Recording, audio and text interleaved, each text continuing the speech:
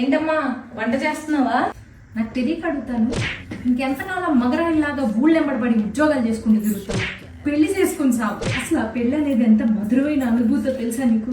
అలా భర్త కోసం ఉద్యోగం నుంచి ఎప్పుడెప్పుడు వస్తాడా అని ఎదురు భోజనం ఎప్పుడు తగలెడుతున్నాను కదా ఇక్కడ వంట. మళ్ళీ ఎప్పుడెప్పుడు అని అడుగుతావేమిటి? ఆ ప్రాణాన్ని దాపరించాడు మొద నష్టపాడు.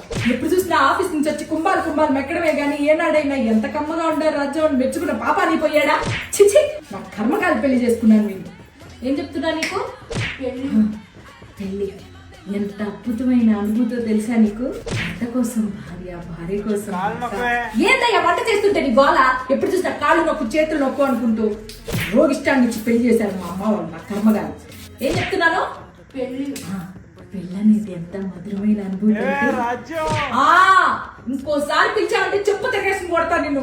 పిల్లని మహారాణిలా చూసుకునే మొగుడు వస్తాడు అనుకుంటే వంటింటి కుందేలు చేసి తగలడ్డాడు నేను.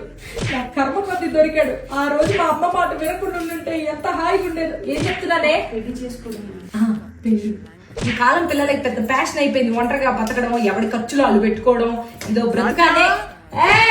ఇంకొకసారి పిలిచామంటే గొంతులో గుచ్చుతానా? పవిత్రంగా తగిలాడు. ఏమంటున్నాను?